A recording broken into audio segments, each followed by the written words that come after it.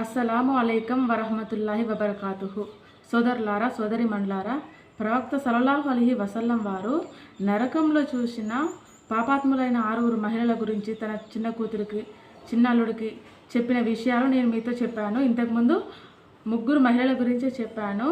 4వ మహిళ గురించి ఈరోజు చెప్పబోతున్నాను ఇన్షాల్లా. దయచేసి నెగిటివ్ కామెంట్స్ పెట్టకండి. నేను ఇవి నా సొంతంగా స్క్రిప్ట్ రాసుకొని చెప్పడం లేదు. ఇది నేను బుక్లో చదివి మాత్రమే చెప్తున్నాను. నా సొంత విషయాలు కాదండి ఇవి. నేను వీటిని విశ్వసిస్తున్నాను, వీటిని నమ్ముతున్నాను. మీరు కూడా నమ్మే ప్రయత్నమే చేయండి. ఇవి అబద్ధాలు కాదండి. ప్రవక్త వారు నరకంలో స్త్రీలను నిజంగానే చూశారు. ఈ బుక్ నేను చదివే చెప్తున్నాను. ఓకే అండి. ప్రవక్త వారు ఇప్పుడు 4వ స్త్రీకి ఆ శిక్షకు గల కారణాలు ఏంటో ఈరోజు మనం తెలుసుకుందాం. వీడియోను పూర్తిగా వినండి, సబ్స్క్రైబ్ చేసుకోండి. ఇలాంటి మంచి విషయాలు మీ ముందుకు తీసుకొచ్చే ప్రయత్నం చేస్తాను. ఒక రోజులో ఎంతో ఎంటర్టైన్మెంట్ వీడియోలు ఎన్నో చూస్తూ ఉంటారు, రీల్స్ అని, షార్ట్స్ అని. ఇలాంటి ఒక 10 నిమిషాలు ఈ వీడియో వినడం వల్ల వచ్చే నష్టమేం లేదండి. కొన్ని కొత్త విషయాలు మీకు తెలుస్తాయి. మీరు ఎలాగో ఈ బుక్ చదివే ఇంట్రెస్ట్ ఉంటుంది, వీలు ఉంటుంది, లేదు ఉండకపోవచ్చు. ఈ బుక్ చదివితే మీకు కొంచెం కొత్త విషయాలు తెలుస్తాయి. ఈ వీడియో వినడం ద్వారా నా ఛానల్ని సబ్స్క్రైబ్ చేసుకోండి. ప్రవక్త వారు 4వ స్త్రీ శిక్షకు గల కారణం ఏంటి, ఆమె ఎందుకు ఆ శిక్ష అనుభవిస్తుంది అనేది కారణం తన కూతురికి చెప్పారు. ఇప్పుడు నేను ఇన్షాల్లా చెప్తాను.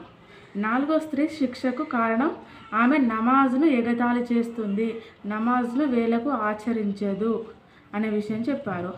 దైవ ప్రవక్త సల్లల్లాహు అలైహి వసల్లం వారు నరకంలో 4వ స్త్రీని చూశారు.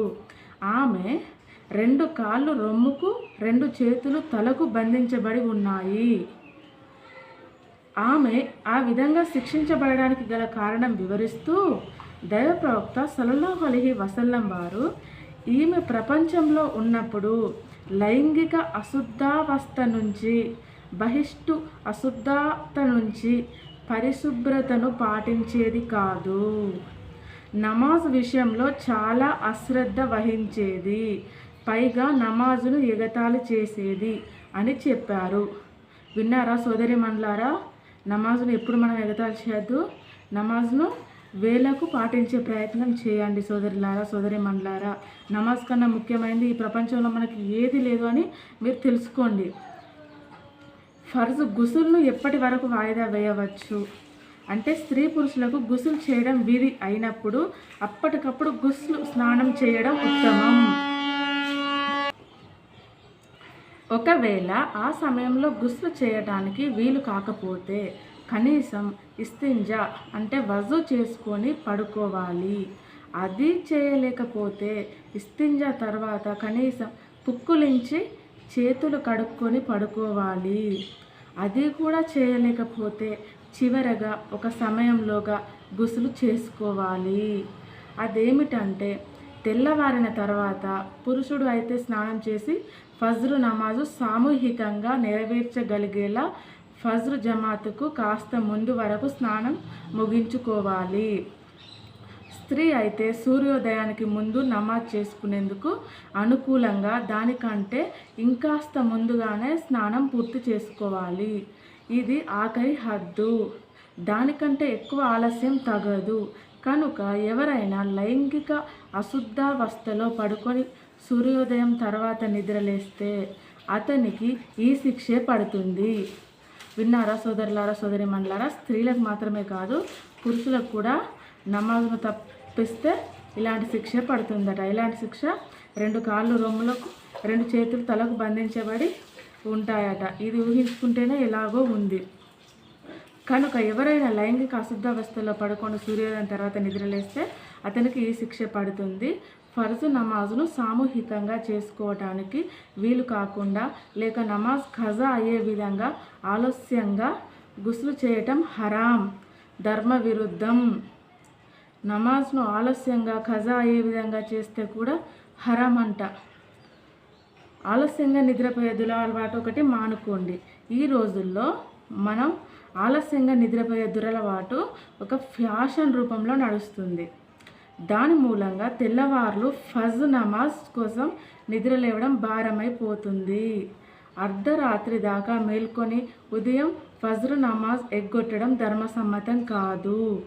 ఒకవేళ అలాంటప్పుడు తాము లైంగిక అశుద్ధావస్థలో ఉంటే ఇక అప్పుడు ఫజ్ర్ నమాజ్ ఖజా అవడం ఎలాగూ ఖాయం. స్త్రీలైనా పురుషులైనా ఈ విధంగా లైంగిక అశుద్ధావస్థలో రాత్రంతా మేల్కొని ఉదయం ఫజ్ర్ నమాజు ఖజా చేయడం మరి ఘోరం. ఈ అలవాటు నరక శిక్షకు కూడా కారణభూతం అవుతుంది. కనుక ఈ దురలవాటుకు స్వస్తి చెప్పటానికి ప్రయత్నించాలి. నమాజ్ను టైంకు ఆచరించాలి. ఇలాంటి నరక శిక్ష నుంచి దూరంగా ఉంటాము. అలాగే స్త్రీలు సోదరీమణులారా, ఇంకొక విషయము, ఋతుమతి బహిష్టు ఆగిన వెంటనే గుస్లు చేయాలి. అదేవిధంగా ఋతుమతి బహిష్టు కాలం గడిచిన తర్వాత పరిశుద్ధత తాలూకు ఆనవాళ్ళు కనిపించాయనుకోండి, అది గనక నమాజ్ వేళ అయి ఆమె త్వరగా తలంటు పోసుకొని నమాజ్ వేళ ముగిసేలోపు అల్లాహు అక్బర్ అని పలకటానికి వీలుంటే ఆ నమాజును నెరవేర్చడం ఆమెపై విధి అయిపోతుంది.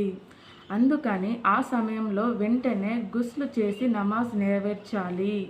ఒకవేళ అంతకంటే ఎక్కువ సమయం ఉందనుకోండి, అప్పుడు ఆ నమాజ్ విధింపులోని ఒత్తిడి మరింత పెరిగిపోతుంది. ఉదాహరణకు నమాజ్ వేళ ముగియటానికి ఇంకా 1 గంట సమయం ఉందనుకోండి, అప్పుడే ఋతుమతికి పరిశుద్ధత తాలూకు ఆనవాళ్ళు కనిపించాయి. అలాంటప్పుడు ఆమె వెంటనే గుస్లు చేసి నమాజ్ చేయాలి. కానీ ఈ రోజుల్లో చాలామంది స్త్రీలు నమాజ్ పట్ల అశ్రద్ధ కనపరుస్తూ ఆ సమయాన్ని వేరే పనుల్లో వృధా చేస్తున్నారు. ఈ పాపం నేటి స్త్రీలలో సర్వసామాన్యంగా కనిపిస్తుంది. వారు రాత్రిపూట ఇషా నమాజ్ తర్వాత పరిశుద్ధులైనా ఆ తర్వాత స్నానం చేయకుండా అదే అశుద్ధతతో రాత్రంతా గడిపేస్తున్నారు. అసలు వారు ఉషోదయానికి ముందు విధిగా గుస్లు చేసి ఇషా నమాజ్ చేయాల్సింది, కానీ వారు అలా చేయరు. మరోవైపు దైవ ప్రవక్త సల్లల్లాహు అలైహి వసల్లం వారు అనుచరణీయమణులు జీవితాలు ఒకసారి చూడండి. ఒకసారి ప్రవక్త వారి గురించి తెలుసుకుందాం. వారికి పరలోక జీవితం గురించి ఎంతగా భయం ఉండేదంటే, వారు రాత్రిపూట మాటి మాటికి తాపకు నిద్ర లేచి దీపం వెలిగించి తాము పరిశుద్ధులయ్యామేమో, దాని మూలంగా తమ మీద నమాజ్ విధి అయిందేమో, తమ నమాజ్ ఖజా అయిపోతుందేమోనని భయపడేవారు. సుబ్హానల్లాహ్, మాషాల్లా. ఈ రోజుల్లో దీపం వెలిగించాల్సిన శ్రమ కూడా లేదు. ఒక్క బటన్ నొక్కితే చాలు, ఏ ఇబ్బంది లేకుండా లైట్ వెలిగిపోతుంది. అయినప్పటికీ నేటి స్త్రీలు ఈ విషయంలో చాలా అజాగ్రత్తగా ఉంటారు. ఎన్నో నమాజులు ఎగ్గొడతారు. అలాంటి వారికి ఎలాంటి శిక్ష విధించబడుతుందో దైవప్రవక్త సల్లల్లాహు అలైహి వసల్లం ఇప్పుడు చెప్పారు కదా. ఇంకొక కారణం నమాజ్ను ఎగతాళి చేయడం, మరో కారణం ఈ శిక్ష దైవప్రవక్త సల్లల్లాహు అలైహి వసల్లం తెలిసిన మూడో కారణం ఎగతాళి చేయడం, అపహాస్యం చేయడం అంటే ఆలస్యంగా, అంటే నమాజ్ను సామాన్యమైనదిగా తలచి దాన్ని అశ్రద్ధ చేయడం. ఈ విషయంలో మన నాట చాలామంది స్త్రీ పురుషులు తామేమి తక్కువ తినలేదన్నట్లు ప్రవర్తిస్తుంటారు. యువతలో అత్యధిక మంది నమాజ్ గురించి పట్టించుకోవడం లేదు. లైట్ తీసుకుంటారండి నమాజ్లో లైట్ తీసుకుంటే మనల్ని కవర్ టైట్ తీసుకుంటుంది. ఈ విషయం గుర్తుపెట్టుకోండి సోదరులారా, సోదరీమణులారా. ఏ విషయం లైట్ తీసుకున్నా పర్వాలేదు, నమాజ్లో లైట్ తీసుకోవద్దని చాలా బుక్లో ఉన్నాయి. ఫజాయిల్ అమాల్ అనే ఒక బుక్ ఉంటుందండి, చాలా అంటే చాలా బాగుంటుంది. ఆ బుక్ మొత్తం నమాజ్ గురించి ఉంటుంది ఎక్కువగా. అసలు ఆ బుక్ చదివితే మనకు చాలా విషయాలు తెలుస్తాయి, కొత్త కొత్త విషయాలు. మీకు రోజు 24 గంటల టైం ఉంటుంది, అందులో 24 నిమిషాలు బుక్ చదివి చూడండి ఒకసారి. ప్రతిరోజు 20 నిమిషాలు చదవండి ఆ బుక్. నమాజ్కున్న ఘనత, వాల్యూ ఏంటిది అనేది అర్థమవుతుంది సోదరులారా, సోదరీమణులారా. స్త్రీ పురుషులు ఇరు వర్గాల వారు ఉన్నారు. అదేవిధంగా స్వేచ్ఛాభావాలు కలిగి ఉండే స్త్రీలలో కూడా నమాజ్ పట్ల శ్రద్ధాశక్తులు కనిపించవు. ఒకవేళ వారికి నమాజ్ గురించి బోధిస్తే వారు చాలా నిర్లక్ష్యంగా తమ దృష్టిలో నమాజ్ అనవసరమైనదన్నట్లుగా మాట్లాడతారు. వివాహం లాంటి సంతోష సమయంలో కానివ్వండి, లేక విచార గడియల్లో కానివ్వండి, ఎట్టి పరిస్థితుల్లోనూ నమాజ్ను వదిలిపెట్టరాదు. నమాజ్ ప్రాముఖ్యత అలాంటిది. కానీ నేటి వేడుకల్లో యువతీ యువకులు, స్త్రీ పురుషులు ఏ విధంగా నమాజ్లను ఎగవేస్తుంటారో, కజాలు చేస్తుంటారో చూడండి. ఇలాంటి వేడుకలు మన పాలిట శాపాలు లాంటివి. దేవుడు మన అందరినీ రక్షించుగాక. ఆమీన్. మనందరినీ అల్లతల ఆ నరక శిక్ష నుంచి కాపాడుగాక. ఆమీన్ యా రబ్బల్ ఆమీన్. సోదరులారా, సోదరీమణులారా, దయచేసి నమాజ్ను ఆచరించే ప్రయత్నం చేయండి. నమాజ్ను ఖచ్చితంగా పాటించండి. రోజుకి 5 సార్లు నమాజులు చేయండి. నమాజ్ కన్నా ముఖ్యమైనది మనకి ఏది లేదు. టైంకు నమాజ్ చేయండి. ఆ తర్వాతనే మీరు మీ పనులను చేసుకోండి. ఫస్ట్ టైం అజాన్ అవుతున్నప్పుడే వజూకి వెళ్ళండి. కొంచెం లేట్ అయితే నమాజ్ చేయడం ఇంట్రెస్ట్ తగ్గిపోతుంది కావచ్చు కొందరికి. నమాజ్ చేసే ప్రయత్నం చేయండి సోదరులారా, సోదరీమణులారా. ఈ వీడియో పూర్తిగా చూసిన వాళ్ళు సబ్స్క్రైబ్ చేసుకోండి, లైక్ చేయండి. ఇలాంటి మరెన్నో విషయాలు మేము ముందుకు తీసుకొస్తాను. నమాజ్ గురించి చెప్పాలంటే చాలా విషయాలు ఉన్నాయి. ఎన్ని ఎపిసోడ్లు చేసినా తక్కువే. ఇంకొకటి షిర్కు గురించి కూడా చాలామంది షిర్కును మాత్రం మానేస్తలేరండి. మన వాళ్ళు ఇంతమంది ఎంత ఘోరంగా షిర్కు చేస్తున్నారంటే అసలు ఇంకా 100 వీడియోలు చేసినా వాళ్ళు మారో అర్థం కావట్లేదు.